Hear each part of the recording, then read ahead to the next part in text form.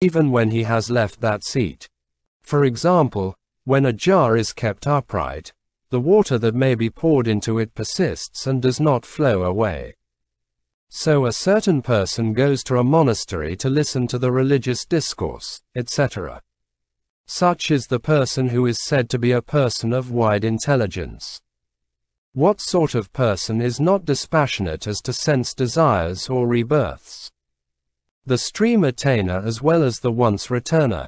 These are the people who are not dispassionate as to sense desires or rebirths. What sort of person is dispassionate in regard to sense desires, but not dispassionate in regard to rebirths? The never returner, he is said to be a person who is dispassionate and not dispassionate. What sort of person is dispassionate as to both sense desires and rebirths? The Arahant, he is the person who is thus dispassionate. What sort of person may be compared to a mark on stone? Here a certain person becomes repeatedly angry and that anger endures for a long time. Just as a mark inscribed on a stone is so indelible that it cannot be effaced soon either by wind or by water, but lasts long. So also there is a person, etc. Such is the person who may be compared to a mark on stone. What sort of person may be compared to a mark on earth? Here a certain person gets angry repeatedly, but this passion does not last for a long time. For instance, a mark on earth disappears quickly either by wind or by water and does not last long. In the same manner there is a certain person, etc.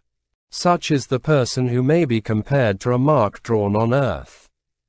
What sort of person may be compared to a mark on water? Here a certain person who, even if he is spoken to in a strong and harsh and unpleasant manner, is connected and coherent, and makes himself agreeable. Just as a mark on water disappears quickly and does not last long, so also a certain person, etc. Such is the person who may be compared to a mark on water. What are the three types of persons comparable to three kinds of hempen cloth? There are three kinds of hempen cloth. One, although new, is of bad color, of rough texture and cheap.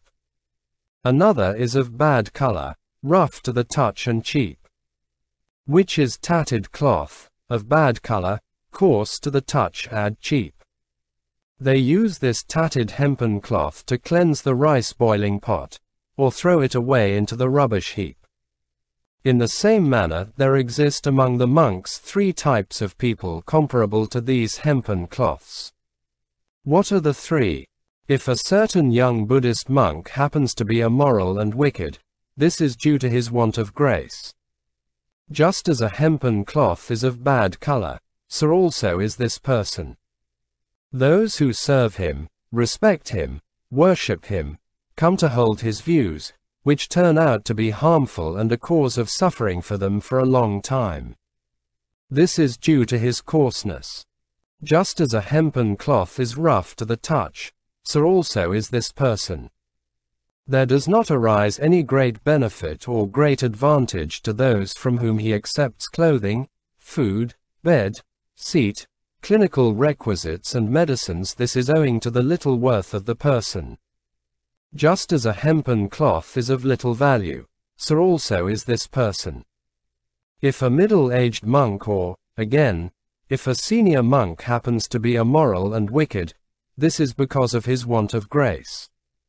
Just as a hempen cloth is of bad color, so also is this person. Those who serve him, respect him, worship him, come to hold his views. This turns out to be harmful and a cause of suffering for them for a long time. This is due to his coarseness. Just as a hempen cloth is rough to the touch, so also is this person. There does not arise any great benefit or great advantage to those from whom such a person accepts clothing, food, bed, seat, clinical requisites and medicines. This is due to the little worth of the person. Just as that piece of cloth is of little value, so also is this person. If such a middle-aged or elder monk speaks in the assembly, the bhikkhus will remark thus: "What is the good of your speaking, fool and inexperienced as you are, that you consider that you should speak?" He gets angry and becomes displeased and gives out such words whereby the assembly of monks ousts him in the same manner as a piece of hempen cloth is thrown onto a rubbish heap. These are the three types of persons who live and have their being among the bhikkhus, that are comparable to a piece of hempen cloth. What are the three types of persons comparable to Benares cloth? There are three kinds of Benares cloth: one brand new, beautifully colored, smooth to the touch and valuable. Another cloth is neither new nor old but of fine color and smooth to the touch and of much value.